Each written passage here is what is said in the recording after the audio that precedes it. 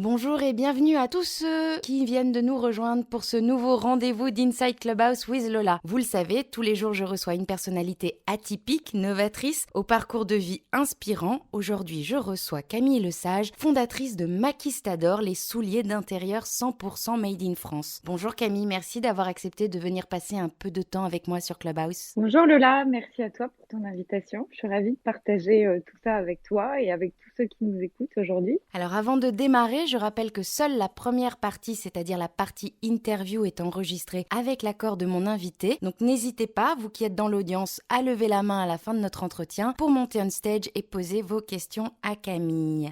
Camille, on va poser le décor. Tu grandis dans une commune cossue de la région parisienne, à Saint-Germain-en-Laye. Étant la petite dernière, on pourrait croire que comme beaucoup de cadets, tu grandis avec une place ultra privilégiée, mais ce n'est pas vraiment le cas. À ta naissance, ton papa, qui est un grand chef d'entreprise, espérait un garçon. Donc tu es élevée d'une certaine façon comme l'héritier tant attendu, avec l'idée qu'il faut absolument que tu sois forte et indépendante. En réalité, t'es une petite fille timide et ultra sensible, et c'est un secret que tu vas porter jusqu'en 2019, donc assez longtemps. Ouais, effectivement, tu as pas mal résumé la situation. Donc j'ai une grande sœur de 4 ans et demi, mon aînée, et mes parents n'avaient pas spécialement envie d'avoir un deuxième enfant. Ils me l'ont dit assez fréquemment et encore il y a pas longtemps, tu vois, donc c'est pas un secret. Et en fait, mon père a toujours dit, à la limite, un deuxième enfant, j'aurais aimé un garçon, mais pas une fille, quoi. Enfin, en tout cas, pas une deuxième fille. Donc moi, j'ai été élevée un peu, voilà, comme s'il fallait que je relève ce défi d'être un peu le garçon qu'ils auraient voulu. Et donc d'être forte, d'être quelqu'un d'indépendante, d'autonome, voilà, de très forte et pas du tout sensible, alors que j'étais tout l'inverse, j'étais très timide, avec beaucoup d'émotions très fortes. Voilà, donc j'ai compris plus tard que j'étais même hypersensible.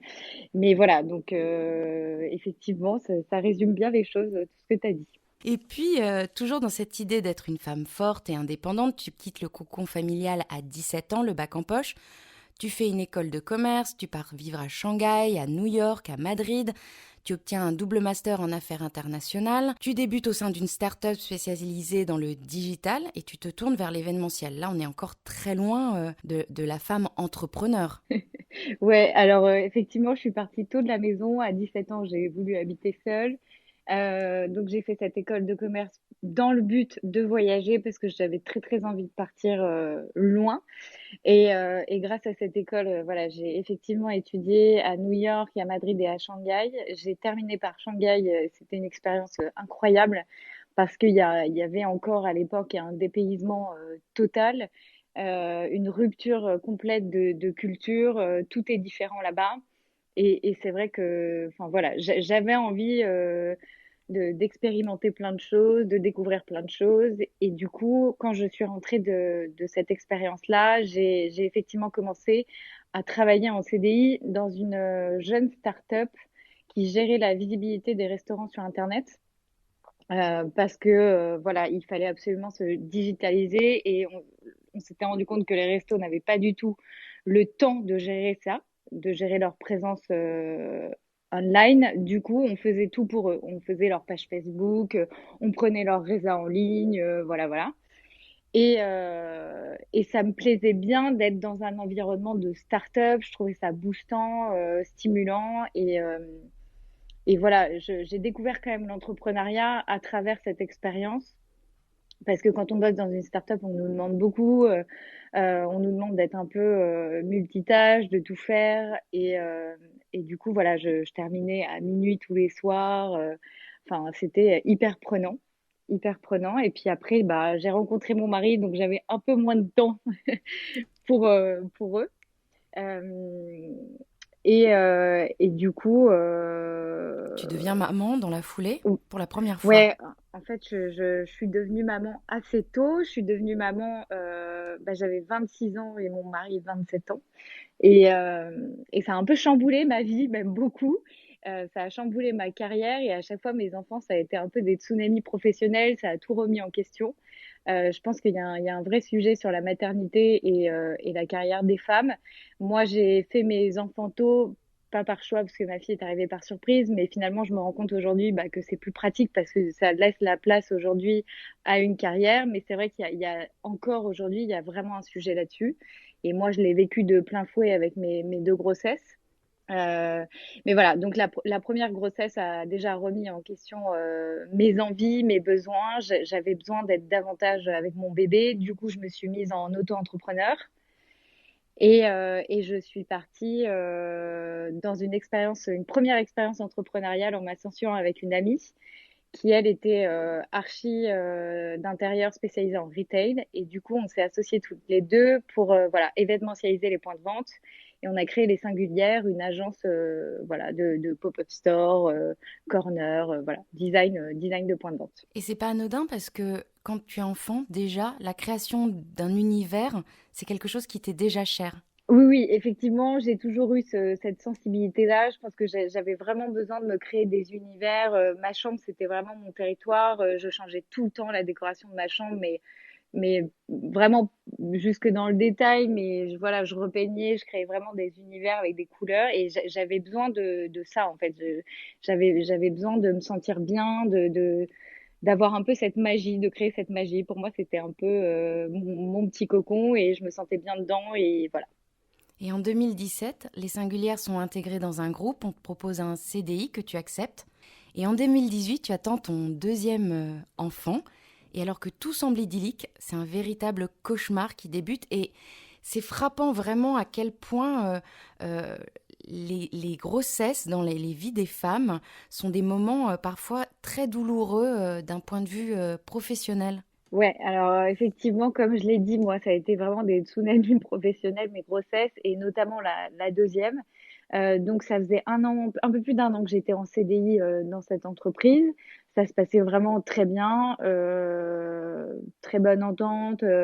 Voilà, j'avais toujours des bonnes évaluations par rapport à mon travail, donc vraiment, il n'y avait pas de souci. Et en fait, j'ai su que j'étais enceinte. J'ai voulu leur dire très très tôt. Bah, par souci de transparence, parce que déjà, j'avais pas envie de leur mentir, j'avais pas envie de cacher.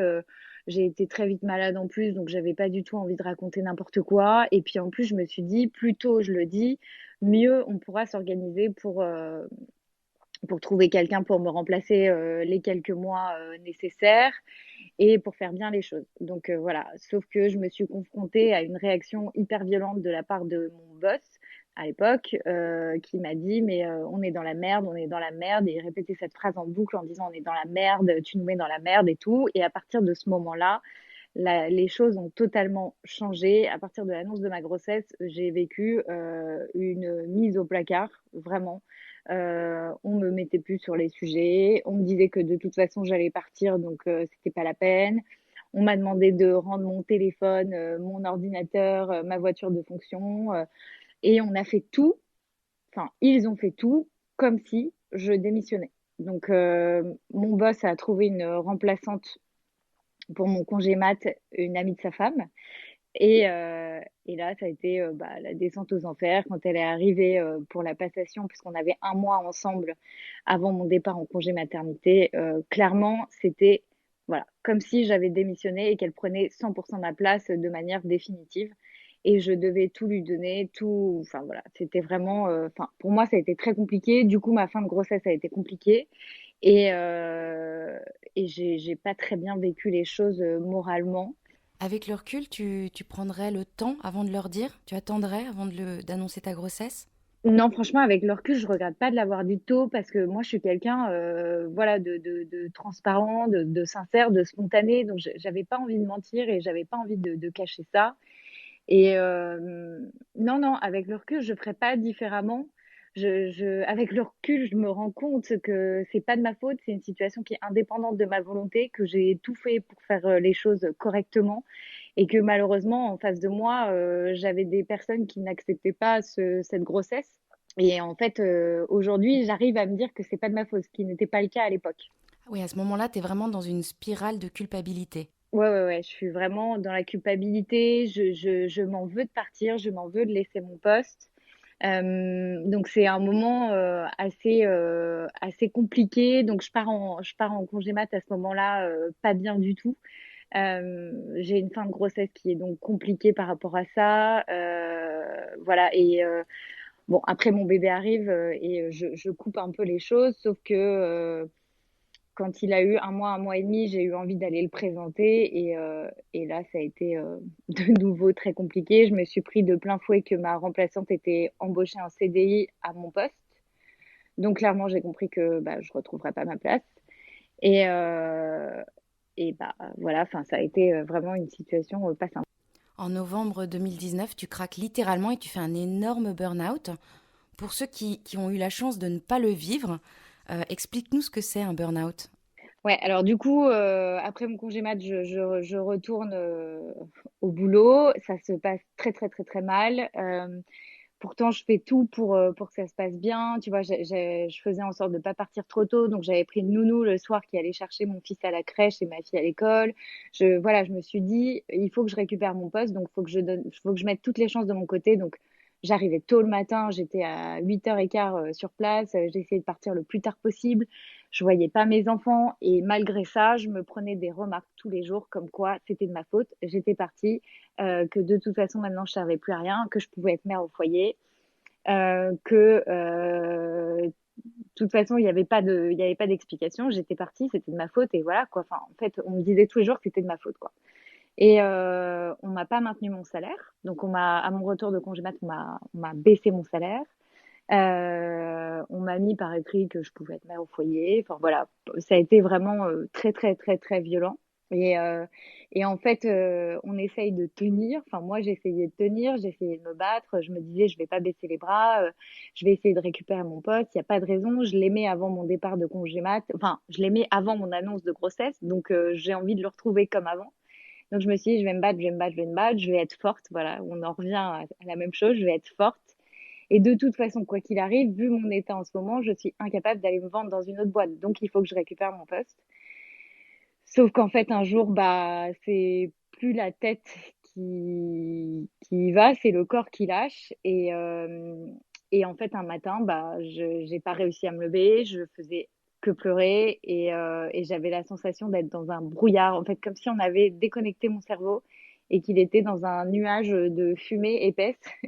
Et voilà, je faisais que pleurer, pleurer, pleurer, pleurer. Et donc, je suis allée voir le médecin. Le médecin m'a arrêté en me disant, bah, vous êtes en burn-out, donc bah, là, je vous arrête, mais il faut prendre soin de vous parce que là, ça va pas du tout, madame. Et en fait, bah ouais, ça n'allait vraiment pas. Et, euh, et voilà, s'en est suivi une période compliquée où il a fallu déjà que j'accepte le fait d'être en burn-out, ce qui est pas facile à accepter parce qu'on a l'impression que c'est une faiblesse, parce qu'on a l'impression qu'on est nul, parce qu'on culpabilise. Et du coup, c'est pas facile. Donc déjà, il y a la période d'acceptation. Ensuite, je suis allée voir quelqu'un qui a mis des mots très importants pour moi, qui a mis le mot harcèlement sur ma situation. Et pour moi, ça a été, mais on m'a enlevé un poids en fait. On m'a dit, c'est pas de ta faute, tu te fais harceler. Donc, enfin, faut arrêter de culpabiliser, de dire que t'as pas réussi de récupérer ton poste. Non, ce n'est pas de ta faute, c'est indépendant de toi. C'est une situation de harcèlement moral et il faut ouvrir les yeux sur cette situation. Ce n'est pas toi. Voilà, c'est pas toi. Et ça a été vraiment salvateur pour moi de réaliser ça. J'ai mis beaucoup de temps à le réaliser. J'ai eu beaucoup de mal à ouvrir les yeux là-dessus, mais voilà, une fois que j'ai ouvert les yeux sur la situation, ça m'a fait vraiment du bien. J'ai des professionnels de l'extérieur qui m'ont ouvert les yeux sur cette situation. Donc ça a été vraiment révélateur. Et puis surtout, j'ai eu ce projet qui m'a donc le Maquistador que j'ai créé à ce moment-là, qui a été ma bouée de secours en fait, qui m'a sorti la tête de l'eau. Ça faisait un mois et demi que j'étais arrêtée pour burn-out et en fait, on était à la maison avec mon mari et je regardais ses chaussons, je regardais les miens, je lui ai dit franchement, c'est pas possible, c'est vraiment trop moche ce qu'on porte, c'est des vêtements de un peu de loose en fait, ça met pas en valeur, ça met pas dans une bonne dynamique de porter ce genre de choses à la maison, c'est pas possible. Il doit y avoir des choses plus sympas, plus élégantes, plus jolies à porter, ne serait-ce que pour se sentir bien soi-même en fait. C'est même pas pour les autres en fait, c'est déjà pour soi, hein, avoir envie de porter quelque chose de joli et de sympa.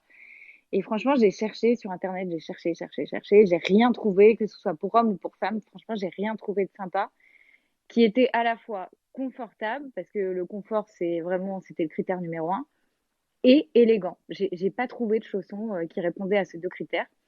Et donc, je me suis dit, bon, bah tiens, ça va me changer les idées. Je vais travailler cette idée, je vais me mettre dessus, ça va m'occuper l'esprit, ça va me faire du bien. Et on rappelle là qu'on est en décembre 2019, juste Ouais. avant que la pandémie explose. Donc c'est quand même... t'es avant-gardiste, quoi. T'es précurseur. Ouais, alors, enfin, je sais pas si on peut dire ça, mais en tout cas, je sais pas si j'ai senti un truc venir, mais en tout cas, je me suis dit, il y a un sujet au Mouer. C'est pas possible que les gens ne soient pas élégants chez eux. On peut pas être aussi élégant dehors et pas à l'intérieur. Et puis, on est élégant pour soi, pas forcément pour les autres. Donc voilà, j'avais vraiment envie de travailler cette idée-là. Et donc voilà, donc je me suis mise à fond sur cette idée. Et Et alors ça, pourquoi ce franchement, nom très conquérant, Maquistador? alors, fin décembre 2019, au moment où j'ai eu cette idée, avec mon mari, on est allé au concert de M, donc Mathieu Chédid. Et moi, j'ai une passion pour ce chanteur, son univers. Je le trouve très artistique. Enfin, c'est un artiste complet. Il chante, il écrit, il joue de tous les instruments, enfin piano, guitare, voilà. Et je trouve que c'est quelqu'un qui transmet une émotion qui est extrêmement positive. Quand on va le voir en concert, ou enfin qu'on peut avoir la chance d'aller voir en concert, parce que c'est pas le cas en ce moment, ou qu'on écoute sa musique, c'est quelqu'un qui est dans la joie, qui est dans l'optimisme, qui qui dégage quelque chose de très joyeux, lumineux. Et en fait, c'était exactement ce que j'avais envie de transmettre avec My Kistador. J'avais envie que les gens arrivent chez eux, décompressent de leur journée, enfilent leur paire de maquistadors et se sentent bien, en fait. C'était vraiment, voilà, le fait de se sentir bien chez soi. Et en fait, on est tellement bien qu'on a envie d'allumer la musique, de danser dans son salon. Et moi, personnellement, c'est ce que je fais tous les soirs avec mes enfants. Et c'est le meilleur moment de la journée. On met de la musique, on décompresse, on rigole. On boit un verre de vin et voilà, et on oublie tous les petits problèmes de nos journées de boulot, de stress. Et en fait, c'était vraiment ce que j'avais envie de transmettre aux personnes, c'était ça, c'était cette émotion-là, voilà, la décompression totale et le bien-être à la maison. Et alors on va pas se mentir, les chaussons de prime abord, c'est pas ultra glamour. Tu préfères qu'on dise d'ailleurs chaussons ou chaussures d'intérieur en parlant de Maquistador? Non, alors effectivement, le mot chausson, je trouve qu'il est assez révélateur du produit chausson, pantoufle. D'ailleurs, il y a l'expression un pantouflard. Enfin voilà, je trouvais que ça correspondait pas à ce que j'avais envie de créer et de transmettre. Donc du coup, moi, j'appelle ça des souliers d'intérieur. Alors il faut pas c'est pas parfois on peut dire il y a un côté un peu pédant et tout, mais il faut vraiment pas le voir comme ça. Il faut vraiment le voir dans le sens où esthétiquement ça va vous mettre en valeur, ça va vous faire du bien au moral de porter quelque chose de joli, mais à la fois c'est vraiment pour l'intérieur, donc il n'y a pas de compromis sur le confort, il n'y a pas de compromis sur le bien-être. Donc voilà, c'est le terme que j'ai trouvé, c'est souliers d'intérieur, que je trouvais joli, élégant, et voilà. Et puis en fait, t'as aussi l'idée des chaussures, alors que à la base, tu n'es même pas une dingue de chaussures comme beaucoup de femmes, parce qu'il y a un côté hygiène. Ouais, exactement. En fait, quand j'ai eu mes enfants et quand ils ont commencé à faire pas mal de quatre pattes à la maison, quand on recevait des amis à déjeuner ou à dîner chez nous, je trouvais ça délicat de dire aux gens de se déchausser pour venir passer un moment à la maison. Je trouvais ça pas très sympa. Et dès qu'ils arrivent, bonjour, est-ce que tu peux enlever tes chaussures? Il y a un côté un peu, bon, c'est pas très convivial. Et à la fois, les voir à la maison en chaussures avec lesquelles ils ont été dehors, et même moi, remettre mes chaussures avec lesquelles je suis allée dans la rue pour recevoir des gens à dîner ou à déjeuner, je trouvais ça pas Sale, quoi. hygiénique Ouais. du tout. Ouais.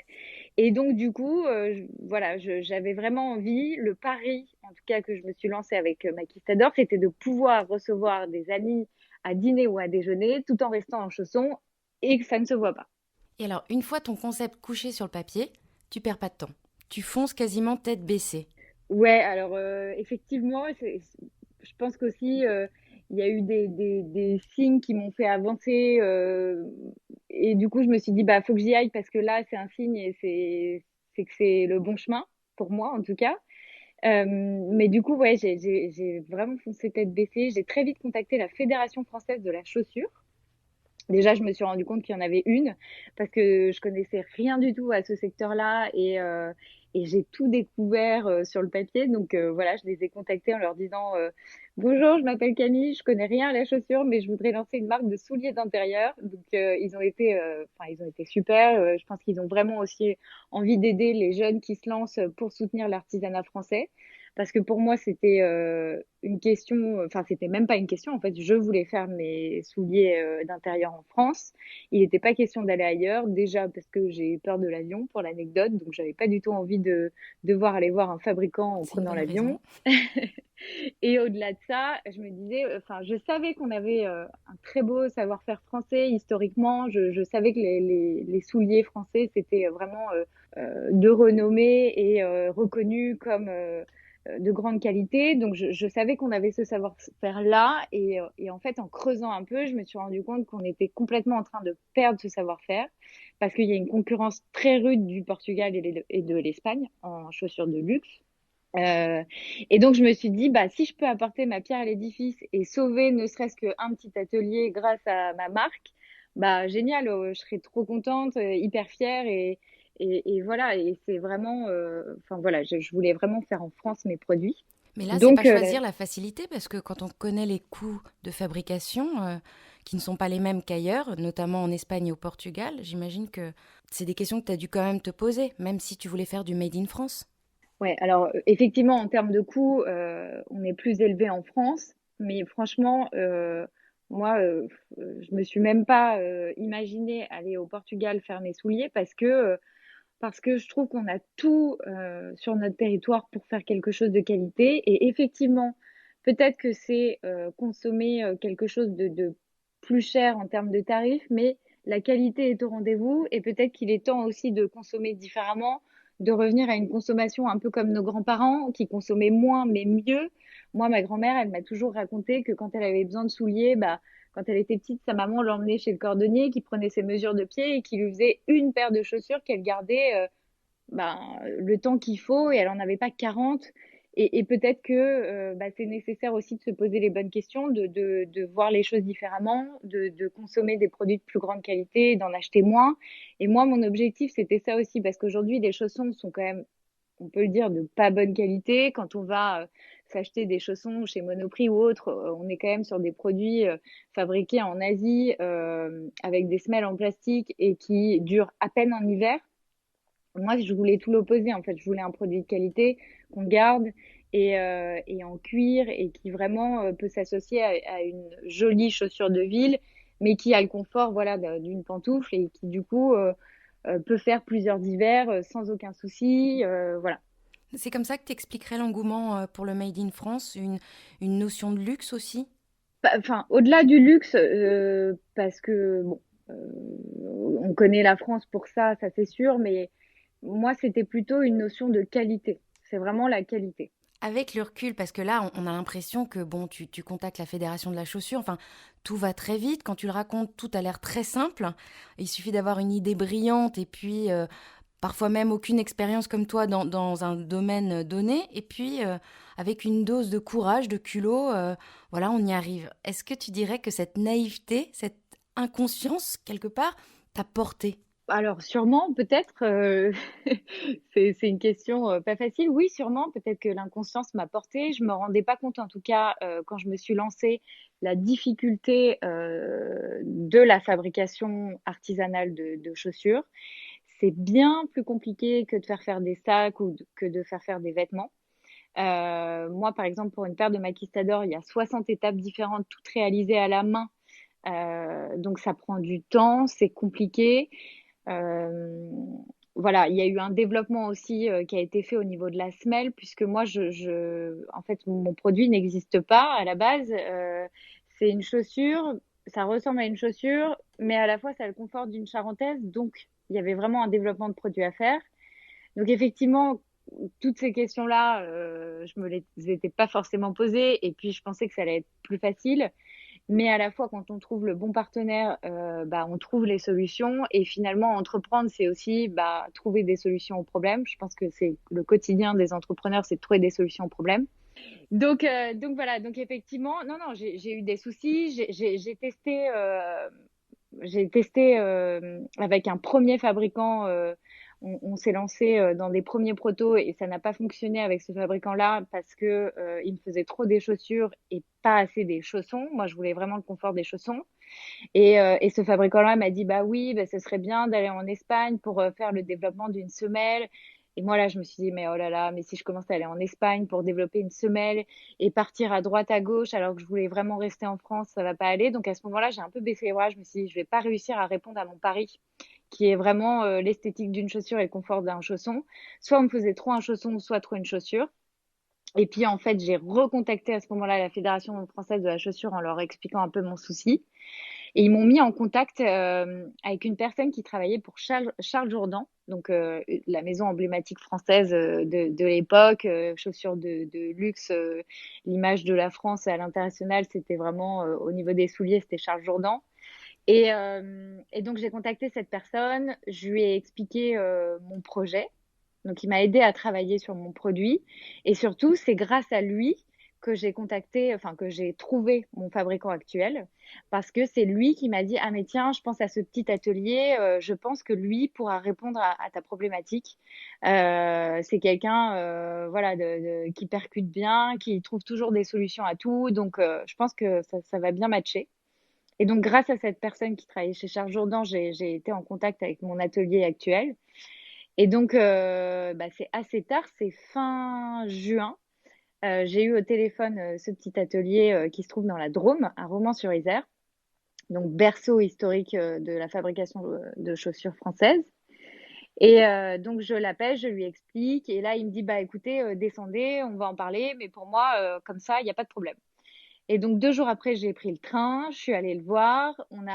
Dès le premier après-midi, on a réfléchi aux solutions possibles pour ce développement justement de semelles. Et 3 semaines après, je recevais mes premiers protos. Et bien sûr, il y a eu des modifications sur les protos, on a fait des ajustements, des modifications et tout, mais j'ai eu la chance de trouver un fabricant qui a, voilà, voulu trouver des solutions avec moi et qui s'est pas dit, ça, j'ai jamais fait, du coup, je sais pas faire, je fais pas. En fait, il est parti dans l'aventure avec moi en me disant, OK, c'est quelque chose de nouveau, bah, on va trouver les bons matériaux, on va trouver ce qui pourrait correspondre à ta demande pour créer le produit idéal. Et alors, tu parles de semelles à mémoire de forme, donc une semelle très particulière. Les maquistadors ont aussi une particularité, c'est qu'elles ne sentent pas mauvais parce que on va pas se mentir, les chaussons, au bout d'un moment, l'intérieur commence à sentir mauvais. Ouais. Alors du coup, bah, c'est grâce à mon fabricant, encore une fois, parce qu'au début, je m'étais posé la question de mettre une espèce de petite moumoute à l'intérieur pour retrouver le côté un peu charentaise pantoufle.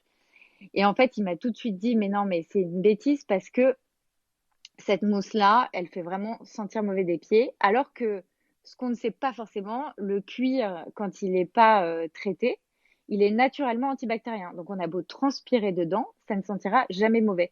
Donc on est parti du principe que cette mousse un peu moelleuse, un peu cocooning, on l'a cachée en fait sous une doublure en cuir. Donc d'aspect à l'intérieur, c'est en cuir comme une chaussure de ville, sauf qu'en dessous, on a une mousse moelleuse à mémoire de forme pour le confort. Et ouais, elles sont tellement jolies, ces petites chaussures d'intérieur, que finalement, on a presque envie de les porter à l'extérieur. Et quand on pense à chaussures d'intérieur, on pense souvent, il me semble, à des hommes d'un certain âge, dans un peignoir en soie, fumant le cigare et buvant un verre de brandy. Enfin, des UFNR, quoi, en puissance. Qui sont tes cibles et quand tu imagines, quand tu dessines les maquistadors, pour qui tu les imagines? Alors, ça me fait rire Parce qu'on en l'image que tu parlera viens de donner. après, il y a quand même Mick Jagger qui est fan de tes souliers d'intérieur. Quand j'imagine les souliers d'intérieur, honnêtement, je les ai imaginés pour mon mari et moi. Donc, je me suis dit, voilà, trentenaire, jeunes parents qui viennent d'avoir des enfants et qui ont des enfants en bas âge, qui font du quatre pattes et où la question de l'hygiène se pose vraiment. Parce que à ce moment-là, à la trentaine, quand on a des jeunes enfants, on continue de recevoir pas mal nos amis, on continue de recevoir, on a envie de porter des trucs sympas quand on reçoit à la maison, et à la fois la question de l'hygiène se pose parce qu'on voit nos enfants faire du quatre pattes et mettre leurs doigts dans la bouche, et on se dit bah franchement si je pouvais avoir des souliers sympas pour remettre à la maison, ce serait cool. Donc ma cible, enfin en tout cas quand j'ai réfléchi à ce projet-là, ma cible c'était pas du tout le le papy en peignoir en soie, mais c'était plutôt, voilà, les jeunes parents, on va dire. Donc, entre 30 et 45 ans. Et on peut le dire aussi, c'est que tu dois être une des rares entrepreneuses pour qui la pandémie a été une véritable manne. Grâce aux différents confinements, on passe le plus clair de notre temps à la maison et les gens ont décidé de ne plus faire l'impasse sur le confort et l'élégance. Donc ça a été vraiment une chance pour toi finalement, cette pandémie. Alors oui, franchement, c'est assez incroyable de se dire que j'ai eu cette idée juste avant. Mais oui, effectivement, la pandémie a complètement changé nos rythmes de vie et le fait de télétravailler toute la journée, de rester beaucoup plus à la maison, bah, voilà, a remis en question le homeware. Et du coup, c'est vrai que bah, on est en plein dans le sujet, se sentir bien chez soi. Et voilà. Et je sais qu'il y a beaucoup de gens qui refont la déco de leur appart. Mais moi, quand j'ai refait la déco de mon appart, c'est à ce moment-là que je me suis dit, bah, c'est bien d'avoir un joli appart, mais il faut aussi être plutôt bien habillé chez soi et sans impasse sur le confort. Donc voilà, je pense qu'on y arrive aussi petit à petit. Donc toi, tous les jours, tu t'habilles quand tu, quand tu travailles, j'imagine. Tu restes pas en pyjama avec malgré tout tes chaussons d'intérieur. Non, non, enfin, oui, je m'habille parce que déjà, j'emmène mes enfants le matin à la crèche et à l'école, donc j'y vais pas en pyjama. Mais oui, je m'habille parce que je trouve que c'est important, que ça me met dans un bon mood. Ça donne aussi du dynamisme et c'est important pour bien travailler, je trouve, d'être bien dans ses baskets, d'être bien, voilà. Mais au-delà de ça, je mets pas non plus, je m'habille pas en tailleur. Enfin, je mets quand même des choses confortables. Et du coup, voilà, on en revient à cette question de ne pas faire l'impasse sur le confort. Et alors on parlait de M au début qui a inspiré le nom Maquistador. Tu as d'ailleurs créé une playlist sur ton site internet. Je trouve ça complètement génial. La musique, c'est vraiment important dans ta vie. Ouais, alors la musique, c'est vraiment, pour moi, c'est, mais depuis toujours, en fait, déjà, j'ai évolué dans une famille de musiciens, enfin, de musiciens passionnés, hein, pas, ils en ont pas fait leur métier, mais par passion. Et moi, j'ai grandi avec beaucoup, beaucoup, beaucoup de musique à la maison. Et c'est vrai que, par exemple, je ne peux pas travailler sans musique. J'arrive pas à me concentrer si j'ai pas de la musique dans les oreilles. Pour moi, c'est vital. La musique, j'en écoute tout le temps. Et du coup, My Kistador, comme je disais au début, c'est vraiment décompresser chez soi, le soir écouter de la musique, danser dans son salon. J'ai vraiment envie de ça. J'ai vraiment envie que les gens décompressent et se sentent bien. Et du coup, oui, j'ai créé une playlist Maquistador pour écouter en fin de journée et boire un petit verre de vin et décompresser de sa journée. Et tu m'as confié en préparant l'interview que tu comptais parmi tes premiers clients de nombreuses célébrités. Donc là, on parlait à l'instant de Mick Jagger. Qui serait pour toi l'égérie idéale de Maquistador? Ah, c'est une bonne question. Bah, M, j'ai envie de dire M. Et chez les filles? Et chez les filles, ben, j'aime bien Clara Luciani. Je la trouve un peu comme M, sur la même vibe, hein, enfin, sincère, honnête, simple. Je trouve qu'elle transmet une belle émotion aussi quand on l'écoute, quand on la voit. Donc, je dirais Clara Luciani. Maquistador a le vent en poupe. La prochaine collaboration va se faire avec un grand nom du tissu d'ameublement. On a le droit d'en parler? Oui, enfin, on peut l'annoncer en. Ouais, ouais, c'est une news croustillante, on va dire. Mais oui, ça arrive dans quelques semaines. On va faire une collaboration avec la Maison Pierre Fray, qui est une grande maison française de tissus d'ameublement, de papier peint. Et du coup, on va utiliser leur tissu pour faire des jolies paires de maquistadors. Des maquistadors déjà qui sont ultra colorés, spontanés et assez rock'n'roll, moi je trouve. Comment tu t'inspires justement d'ailleurs pour les coloris, les matières Bah, alors du coup, pour les couleurs, moi j'ai toujours eu envie de faire une marque très colorée parce que voilà, je trouve que la couleur est vraiment vecteur d'optimisme et je pense qu'on a tous besoin de mettre un peu de couleur chez soi et surtout en ce moment. Donc je voulais une marque très colorée au niveau des modèles et puis je trouve aussi qu'on peut se permettre un peu plus de folie chez soi qu'à l'extérieur. Par exemple, certaines personnes n'oseraient pas le motif léopard à l'extérieur et en fait chez soi, bah, ils adorent parce qu'ils peuvent un peu plus se lâcher. Donc, par exemple, le modèle léopard, je le fais pour homme et moi, je trouve que pour homme, c'est juste canon à la maison d'avoir des chaussons léopard. Donc, voilà. Mais je m'inspire, je sais pas, je mets des couleurs ensemble, je me dis que ça irait bien, puis on fait des tests avec mon fabricant et puis on lance. Et de plus en plus de marques de luxe se tournent vers le vegan. C'est quelque chose que tu envisages à long terme, comme Hugo Boss qui récemment s'est lancé dans le cuir d'ananas. Alors, pour l'instant, honnêtement, la question, elle s'est posée, ça c'est vrai. Après, pour en avoir beaucoup parlé avec mon fabricant, c'est beaucoup de l'image et plus que de l'éco-responsabilité aujourd'hui d'utiliser ce genre de cuir, parce que de toute façon, c'est pas demain qu'on va arrêter de manger de la viande. En tout cas, moi, j'en mange beaucoup moins, mais voilà, on en consomme toujours. Donc, les peaux, il vaut mieux les utiliser que de devoir les détruire. Donc voilà, utiliser du cuir, il y a rien de mal à partir excuse-moi, ça a dû couper. Ouais, à partir du moment où on utilise des cuirs qui sont voilà, utilisés pour la consommation de viande. Et au-delà de ça, aujourd'hui, en termes de qualité, on n'arrive pas à avoir des produits Durable. durables quand on utilise ce genre de matériaux. À date, on n'est pas encore assez développé, mais le jour où on me dit on a la même qualité, oui, évidemment, j'essaierai et je foncerai.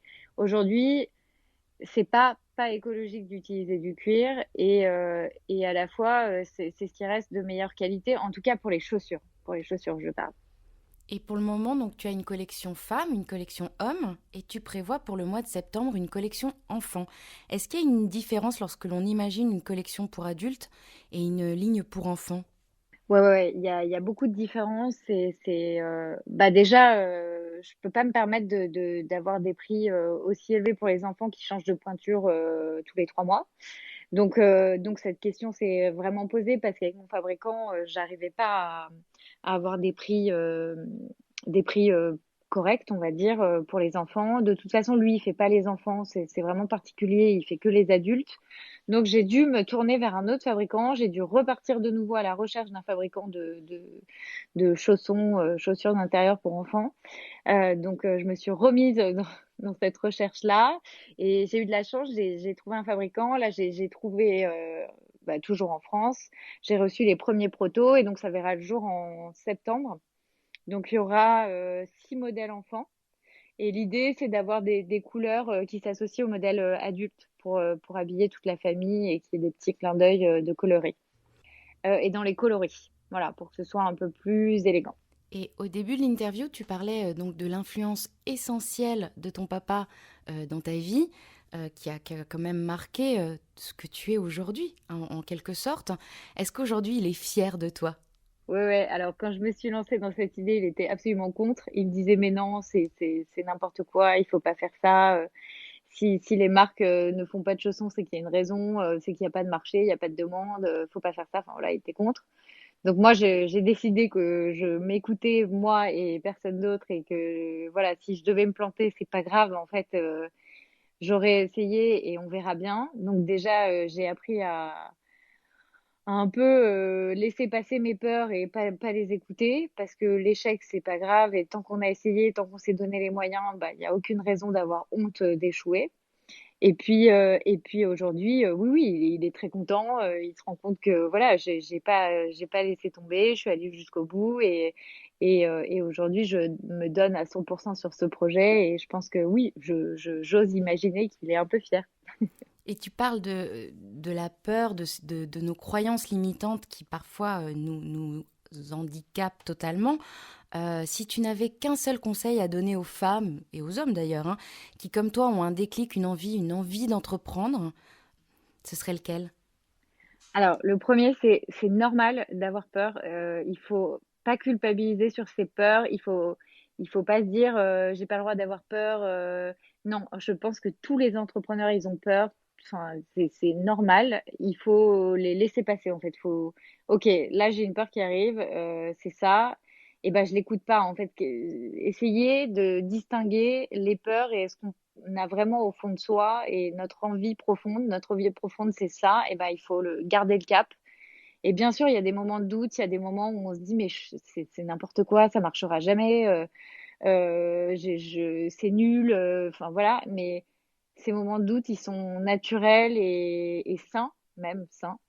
Et parfois, ils remettent certaines choses en question et ça nous permet d'avancer encore plus. Donc voilà, les peurs sont saines et il faut les accepter et les laisser passer. Et alors, tu as plein d'autres projets avec Maquistador. Maquistador est en train d'évoluer. Et tu as encore un rêve de soleil levant. Ouais, ouais, alors j'ai le projet, j'ai le rêve ouais, d'aller vendre des maquistadors au Japon parce que les Japonais sont très friands de chaussons, ils se déchaussent partout. Ils ont même une pièce qui est dédiée au fait de se déchausser parce que chez eux, l'hygiène, c'est très, très, très, très important. Et donc, du coup, j'aimerais exporter mes chaussons au Japon. Donc là, je suis en train de rechercher un agent commercial, enfin, en tout cas, quelqu'un sur place qui pourra me trouver des revendeurs multimarques pour aller vendre mes produits là-bas.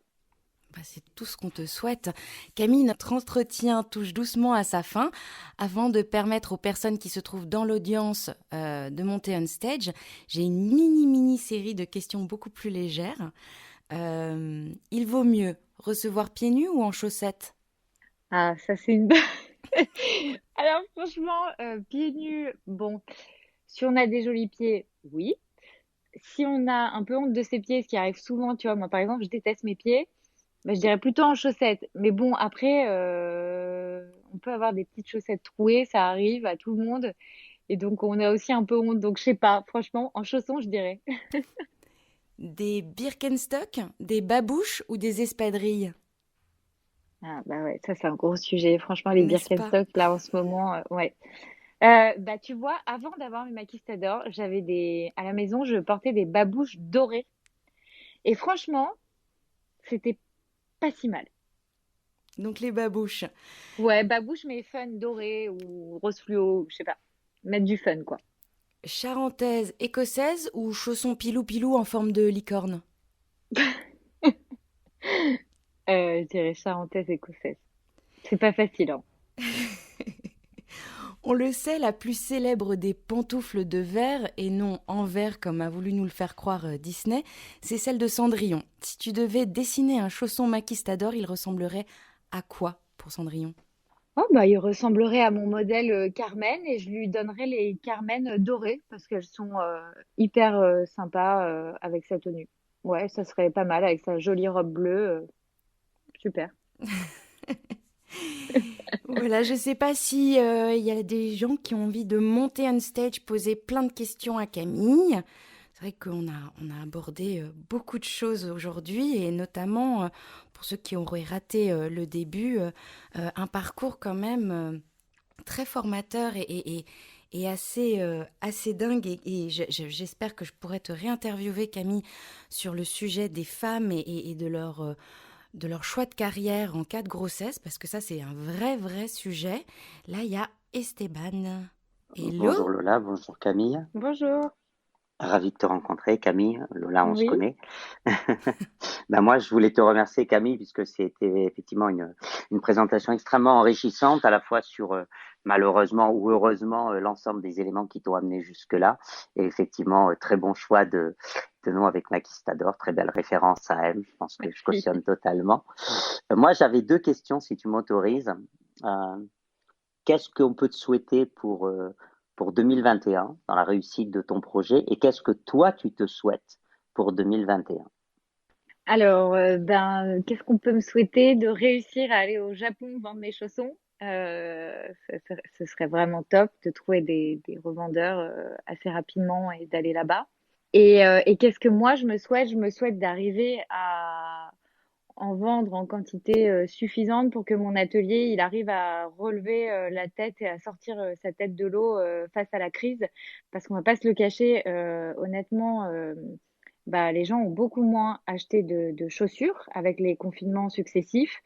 Et moi, l'activité première de mon petit atelier, c'est quand même de fabriquer des chaussures de ville, d'extérieur. Et c'est vrai que bah, pour lui, cette année est extrêmement compliquée. Donc pour l'instant, bah, moi, je vends un petit nombre de maquistadors, mais pas assez pour me dire s'il y a plus que moi, je le sauve complètement. Donc voilà, ce qu'on peut nous souhaiter à tous les deux, j'ai envie de dire, c'est d'arriver à en vendre assez et de le sauver. Parce que franchement, il a un savoir-faire absolument incroyable qu'il a hérité de son père. et c'est une passion de famille et il donne tout dans son petit atelier, il donne tout dans sa boîte. J'ai rarement vu un dévouement pareil et c'est incroyable à voir et franchement, si je pouvais avoir cette fierté-là de me dire que grâce à Maquistador, on a sauvé des emplois et ce savoir-faire-là, ce serait génial. Ok, c'est extrêmement clair. Merci beaucoup Merci, merci. Merci pour ta Esteban pour ta réponse. question. Merci beaucoup. On accueille Jean-Étienne. Bonjour Lola, bonjour Camille. J'avais Bonjour juste une petite Jean-Étienne. question. Je voulais savoir combien vous étiez dans ta structure, Camille. Je suis 100% toute seule, je fais tout, je suis sur tous les fronts. Que ce soit logistique, compta, marketing, Instagram, design de produits, choix des coloris, choix des matières, enfin tout. Vraiment, je fais tout toute seule. Je pense aussi que ce que j'ai vécu avec mon burn-out et le harcèlement moral que j'ai eu dans ma boîte m'a donné une espèce de rage au fond de moi où je me suis dit, il faut que je leur prouve que je sers pas à rien et que je peux y arriver. Donc, en fait, c'est comme s'ils m'avaient donné un cadeau, en fait, en essayant de me faire croire que je servais plus à rien et que je pouvais être mère au foyer. Ils m'ont donné voilà, une force incroyable et j'avais besoin de me prouver à moi-même que je pouvais y arriver toute seule.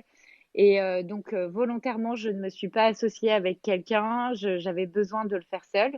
Donc aujourd'hui, je suis encore seule et puis surtout, enfin, je me sens pas seule parce que mon atelier, voilà, je travaille vraiment main dans la main avec. Et sans eux, il y aurait pas Maquistador et enfin, voilà, ils sont à 100% dans le projet avec moi, donc voilà. Tu envisages d'agrandir la structure? Ah bah j'aimerais bien, ça veut dire que Maquistador se porte très très très très bien, donc oui, c'est le rêve ultime d'avoir des bureaux, des gens en CDI et une bienveillance envers eux, parce que j'ai très envie aussi de voilà, je pense que le management m'a toujours plu. Quand j'étais en CDI dans l'ancienne structure, voilà, j'avais une petite équipe à gérer et c'est vrai que c'est quelque chose qui me plaît énormément. Donc oui, oui, gérer des gens, avoir des gens en CDI et avoir la chance d'employer des gens et d'offrir un emploi à ces personnes-là, oui, avec joie, ce serait génial. Ben, merci beaucoup. Merci Esteban et Jean-Étienne d'être montés on stage. Merci Merci Oui, beaucoup. merci. Camille. Merci d'avoir été là. Merci Merci à Lola. tous d'avoir été présents. N'hésitez pas à suivre les personnes on stage et autour de vous. L'essence même de Clubhouse, c'est l'échange et la collaboration. Vous pouvez retrouver l'actualité de Maquistador sur le site de la marque. Vous pourrez écouter le replay de l'interview d'aujourd'hui grâce au lien qui se trouve dans le descriptif du club. Il vous suffit de cliquer sur la petite maison verte au-dessus du titre de la room. Quant à nous, on se retrouve demain à 12h30. On reste dans le savoir-faire français puisque l'on parlera de pâtisserie et plus particulièrement de pâtissologie avec Marion Tillou. Belle journée à tous. Merci Camille d'avoir été présente. Merci Lola. Merci À pour tout. bientôt. Merci à toi. Bonne À bientôt. journée.